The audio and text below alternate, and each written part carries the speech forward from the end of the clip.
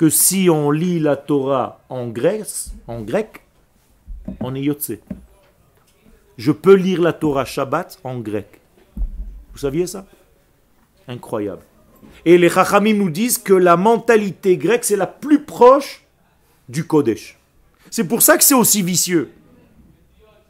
C'est pour ça que c'est dangereux. Encore plus, c'est un ennemi qui te ressemble, c'est-à-dire, il est comme toi. C'est-à-dire, à chaque fois que tu fais un geste, il fait le même geste. Donc il te ressemble étrangement. Alors il faut trouver la faille. Comment je vais faire pour le battre? Maintenant, vous commencez à comprendre l'importance et la responsabilité que nous avons à Hanouka. Et c'est plus juste une fête pour les enfants. C'est sûr que c'est pour les enfants parce que c'est pour l'avenir. C'est pour ça que le mot Hanouka est lié au mot Chinour. C'est une éducation, mais l'éducation, elle est pour qui? Pour moi, pour toi. Je dois me rééduquer à comprendre ce pourquoi je fête cette fête. Et arrêter pendant 2000 ans d'allumer des lumières sans rien comprendre. Tu fais plaisir à qui? Tu sais même pas ce que tu fais.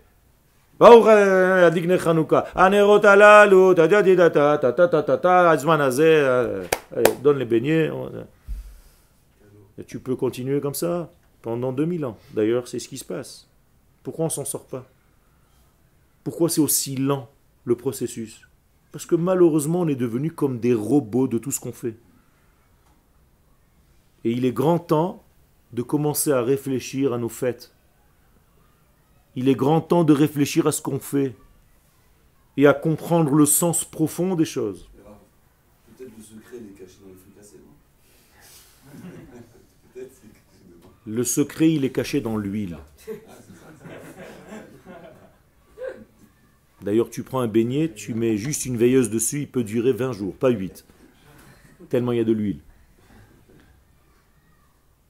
Et en réalité, je ne rigole pas. Le secret est lié à l'huile. L'huile en hébreu, shemen, c'est la même racine que shmoné, le chiffre 8. Et la même racine que le mot neshama. C'est la même chose. Et d'ailleurs, les acteurs de Hanouka s'appellent les 8 Chashmonaim.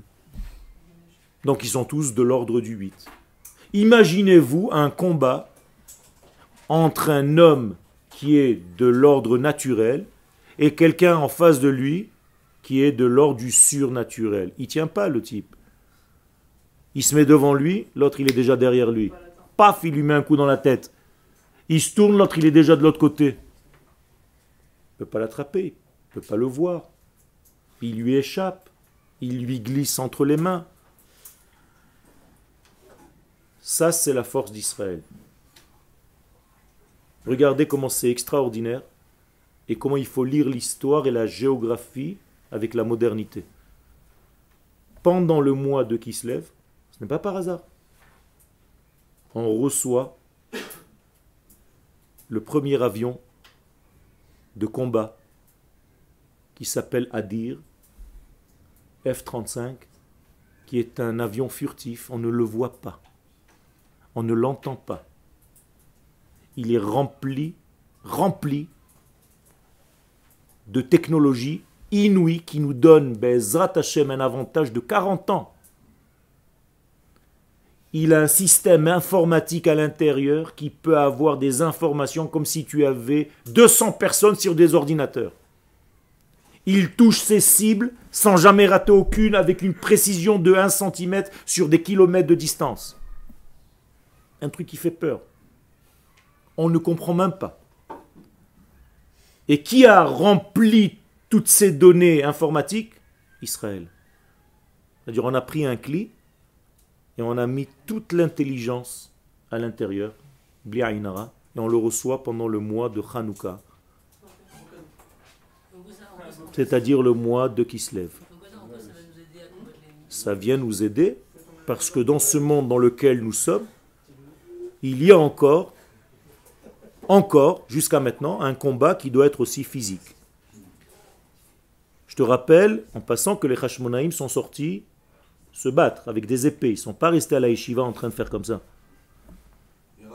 Ils sont sortis se battre. Et ils ont battu un empire.